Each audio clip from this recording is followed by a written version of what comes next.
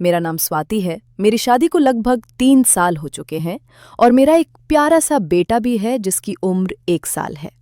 मैं जयपुर में रहती हूँ लेकिन मेरा मायका रतलाम में है। पिछले महीने में मैं अपने मायके आई थी कुछ दिन रुकने के लिए। मेरे मायके में मेरे पिता है, मेरी माँ और मेरा बड़ा भाई आकाश अपनी पत्नी पायल के साथ रहते हैं।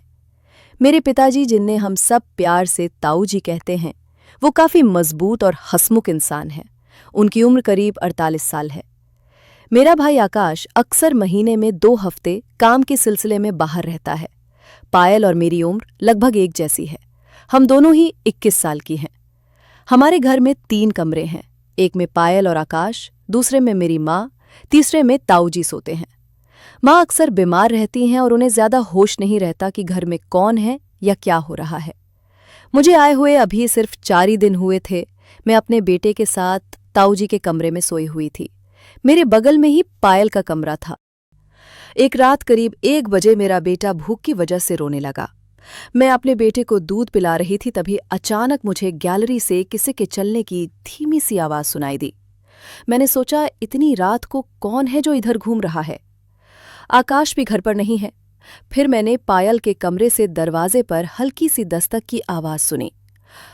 पायल अक्सर दरवाजा बंद नहीं करती थी, बस पर्दा खींच देती थी। मैंने अपने बेटे को सुला दिया था। मेरा मन बेचैन हो उठा और मैं चुपचाप बिस्तर से उठी। पहले बाथरूम में झांका, वहां कोई नहीं था। फिर धीरे से ताऊ जी के कमरे की तरफ गई।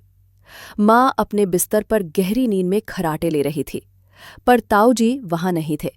अगर ताऊ जी कहीं भी नहीं है तो फिर कहाँ हो सकते हैं? मेरे दिल की धड़कनें तेज हो गई।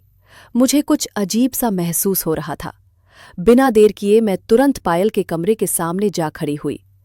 मैंने दरवाजे की दरार से अंदर झांकने की कोशिश की। कमरे में एक साया बिस्तर के पास खड़ा था और कुछ ही सेकंड में वो बिस्तर पर चढ़कर दूसरे साए के साथ लेट गया। मैंने अंधेरे में देखने की बहुत कोशिश की, लेकिन बिस्तर पर सिर्फ 2 साए ही दिखाई दिए। उनके चेहरे साफ नहीं थे, पर मुझे लगभग यकीन था कि वो ताऊ जी और पायल ही थे। कमरे में तभी पायल का मोबाइल पर नोटिफिकेशन आई थी, जिससे हल्की सी रोशनी हुई थी। उस रोशनी में मैंने जो देखा वो देखकर मेरे होश उड़ गए। कुछ देर बाद कमरे से धीमी सरसराहट की आवाजें आने लगी। शुरू में पता नहीं चला कि कौन किसकी तरफ है, पर तभी मुझे लंबे लंबे बाल लहराते हुए दिखाई दिए। अब मुझे समझ आया कि मेरी तरफ वाले ताऊ जी थे और दूसरी तरफ पायल। फिर मैंने देखा कि ताऊ जी धीरे धीरे पायल के ऊपर झुकने लगे और कपड़ों की हल्की सी सरसराहट सुनाई दी। मुझे पायल की साड़ी ऊपर उठती हुई दिखी। अब सब कुछ साफ था, मेरे ताऊ जी पायल के साथ। मेरा मन व्याकुल हो उठा। दरार से मुझे दिख रहा था कि ताऊ जी धीरे धीरे पायल के हाथों को सहला रहे थे। पायल शायद विरोध नहीं कर रही थी। मेरी बेचैनी इतनी बढ़ गई कि मेरा मन भी बेमान होने लगा और मुझे अपने पति की कमी महसूस होने लगी। अंदर कमरे में जैसे कोई प्रेम की वर्षा हो रही हो। लगातार देखे जाने की वजह से अब मुझे थोड़ा बहुत दिखने लगा था, हालांकि सब धुंधला था। ताऊ जी पूरी लगन से पायल को प्रेम दे रहे थे। ताऊ जी पायल को प्यार से ऐसे गले लगाए हुए थे जैसे कोई प्रेमी अपनी प्रेमिका को। ये देखकर मेरे अंदर एक अजीब सी हलचल होने लगी। सांसों का तूफान उठा हुआ था और फिर कुछ सेकंड के लिए ऐसा लगा कि सब कुछ थमसा गया। इस सब में ताऊ जी को लगभग 20 मिनट लगे। अब मुझे लगा कि ताऊ जी बाहर ही आएंगे। मैंने तुरंत दरवाजे से अपनी आंख हटाई और अपने कमरे में जाकर बिस्तर पर बैठ गई।